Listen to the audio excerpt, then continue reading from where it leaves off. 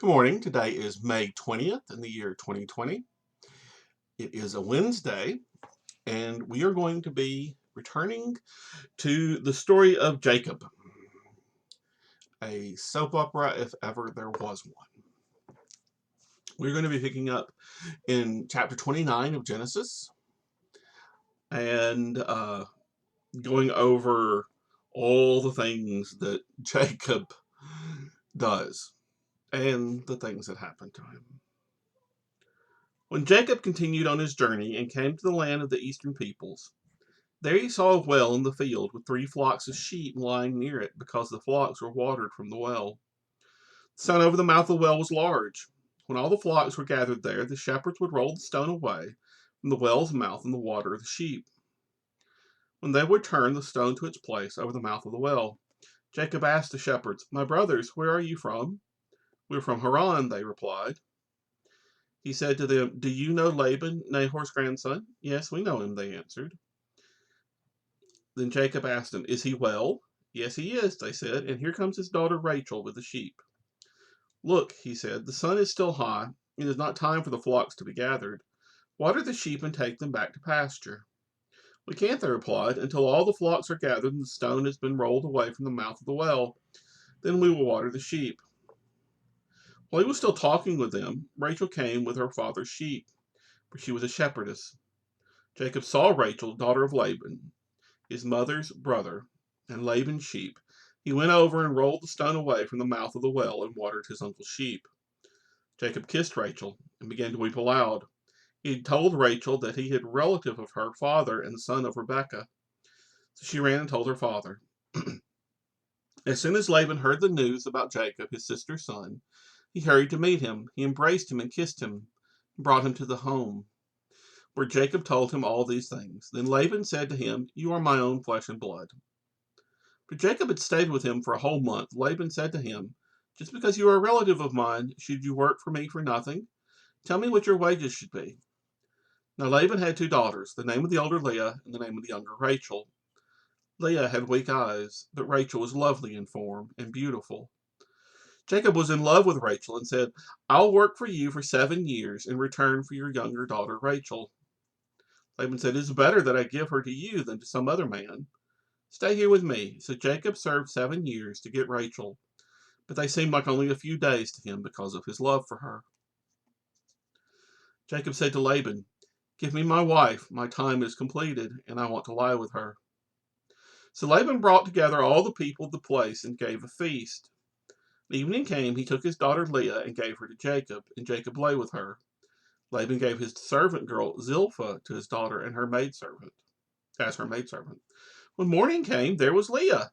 So Jacob said to Laban, "What is this you have done to me? I served you for Rachel, didn't I? Why have you deceived me?" Okay, so this requires a little bit of unpacking.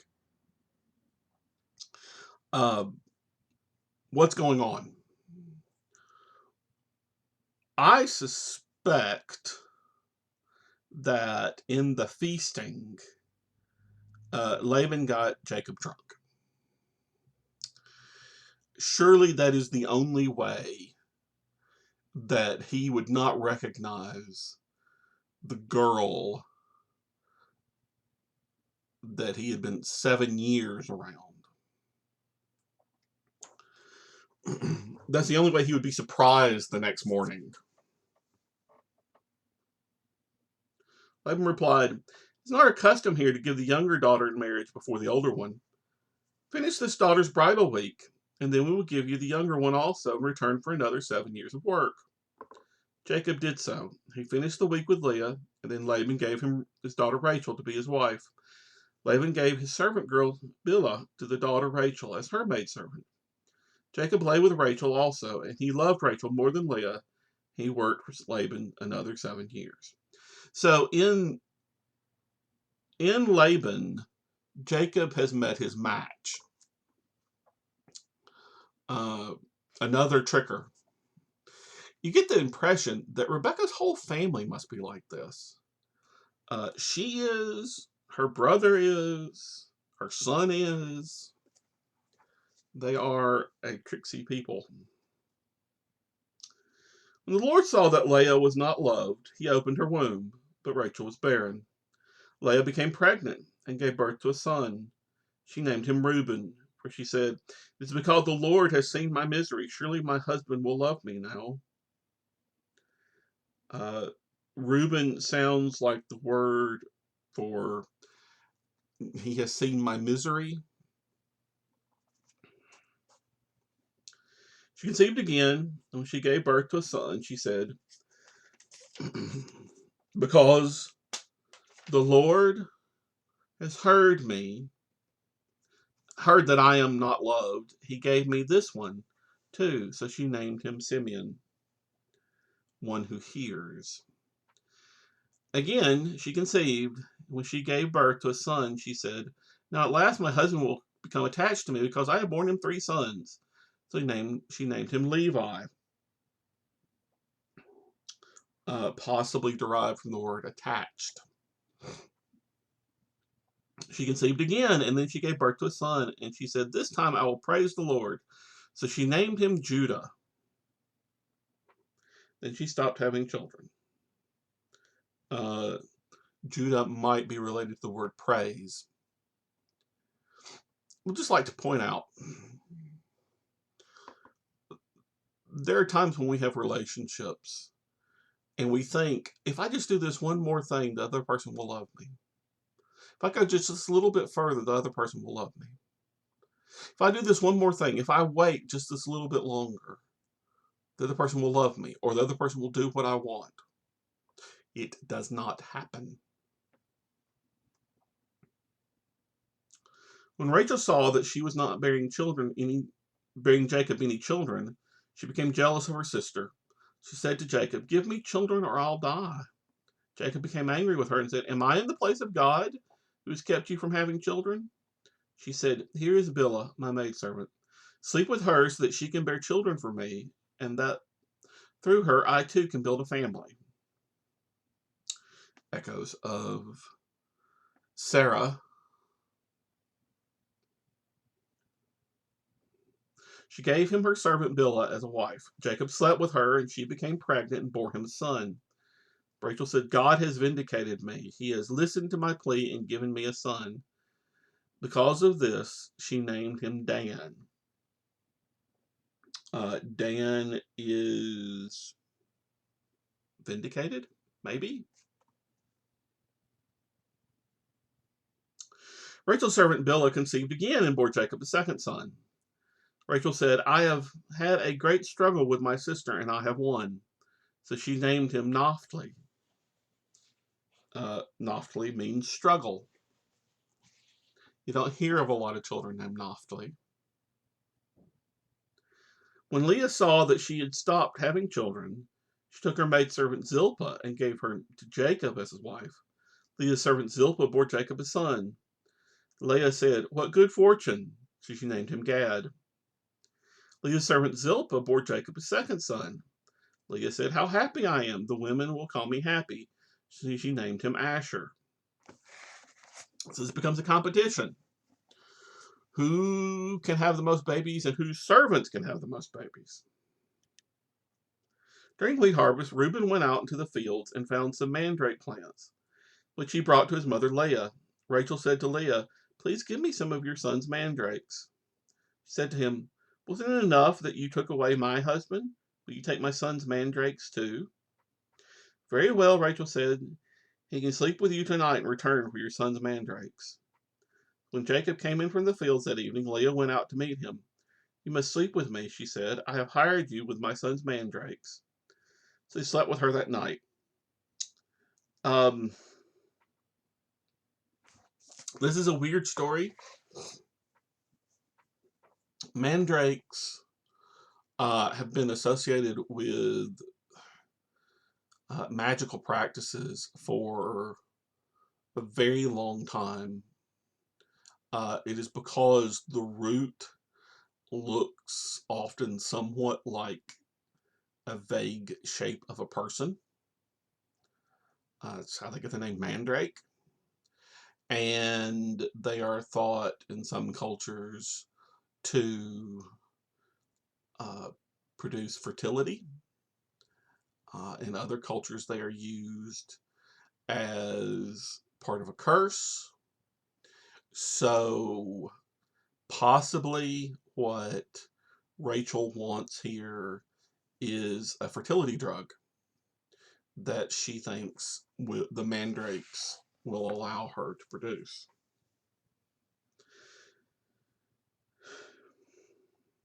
So when Jacob came in from the fields that evening, Leah went to him to meet him. "You must sleep with me," she said. "I've hired you with my son's mandrake." So he slept with her that night. God listened to Leah, and she became pregnant and bore Jacob a fifth son. And Leah said, "God has renewed me for giving my maidservant to my husband." So she named him Issachar. Issachar is maybe something like reward. Leah conceived again and bore Jacob a sixth son. When Leah said, "God has presented me with a precious gift. This time my husband will treat me with honor because I have borne him six sons." She named him Zebulun. Zebulun means honor. Sometime later, she gave birth to a daughter and named her Dinah. Now, how many of you knew that there was a girl descendant or one of a child of Jacob? Not very many. There's an interesting story that is to come about Dinah, or rather that features Dinah. There's not a lot about Dinah. Then God remembered Rachel. He listened to her and opened her womb. She gave birth. She became pregnant and gave birth to a son. God has taken away my disgrace. So she named him Joseph and said, "May the Lord add to me another son." Joseph means may he add, possibly. So, all of these children, and probably this is a summary of a long period of history. Rather than, oh, here was this child, and then these events occurred, and here was this child, and these events occurred. The story writer has said, here are all of the children, except one that will be dealt with later.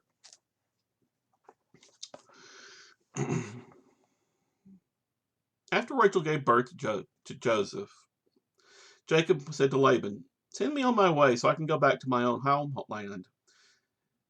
Give me my wives and children, so whom I have served you, and I will be on my way.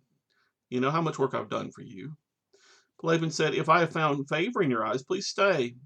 I have learned by divination that the Lord has blessed me because of you," he added. "Name your wages, and I will pay them." Jacob said to him, "You know how much I have worked for you, and how your livestock has fared under my care. The little you had before I came has increased greatly. The Lord has blessed you wherever I have been. But now, when may I do something for my own household?" "What shall I give you?" he asked. "Don't give me anything," Jacob replied. "But if you will do this one thing for me, I will go on and tend your flocks, watching over them. Let me go through all your flocks today and remove from them every speckled or spotted sheep, every dark-colored lamb, and every spotted or speckled goat. They will be my wages. And my honesty will testify more in the future. Whenever you check on the wages you have paid me, any goat in my possession that is not speckled or spotted, or any lamb that is not dark-colored, will be considered stolen." "Agreed," said Laban. "Let it be on you as you have said."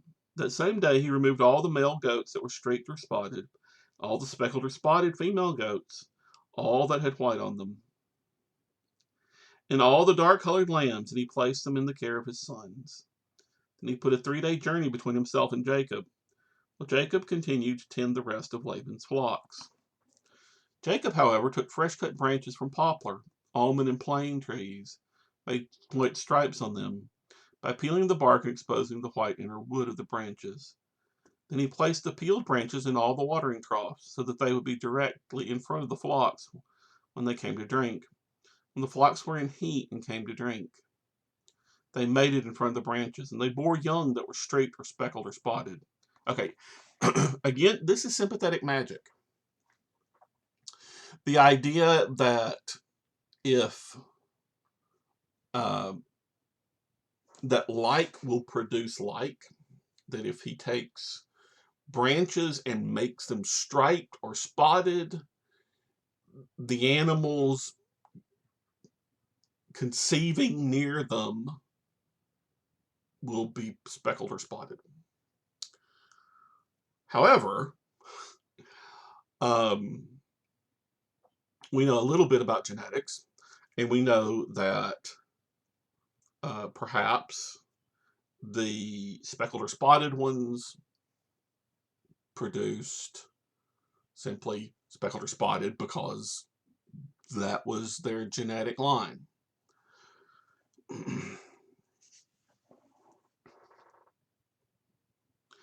Jacob set apart the young of the flock by themselves.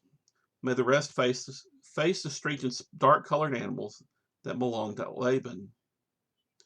Thus he made separate flocks for himself, and did not put them with Laban's animals. Whenever the stronger females were in heat, Jacob would place the branches in the troughs in front of the animals. They would mate near the branches. But the animals were weak, he would not place them there. So the weak animals went to Laban, and the strong ones to Jacob.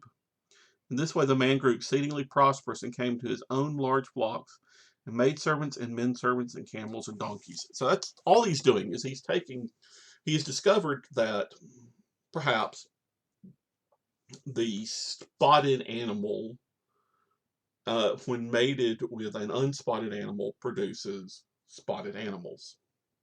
So when it is time for the animals to be in heat, he takes the plain ones and puts them with weak males, and he takes the speckled ones that are strong and mates them, thus producing a bigger flock, stronger flock.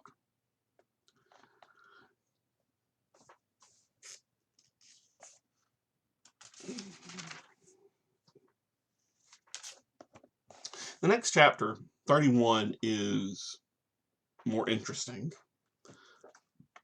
and has some interesting passages in it. I think we will save those for another time.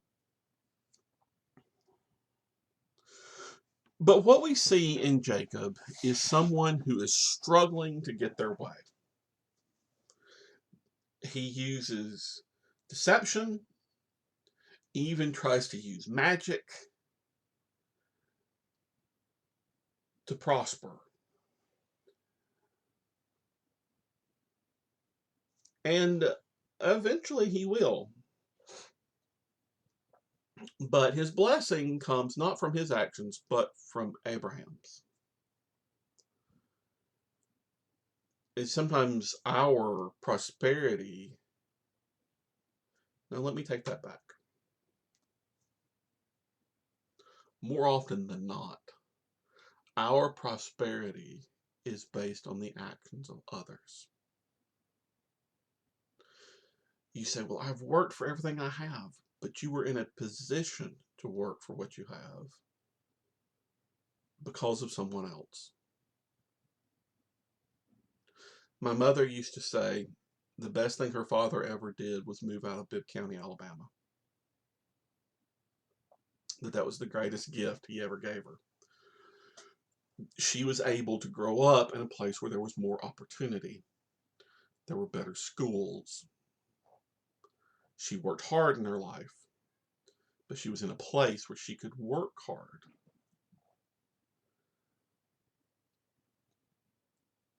We need to be mindful in a world where everyone wants to brag about what they have done and how they got to where they are and how they pulled themselves up by their own bootstraps. And to look at other people who may not have what they do and say, oh, those people are lazy. They didn't work as hard as I did. They could have, but they didn't. I want you to remember that you may not have started at the same place. Think about people running a race. If someone starts a quarter of the way down the field, it is unlikely the person that started at the finish line, no matter how, or started at the starting line, no matter how fast they run, will beat you to the finish line.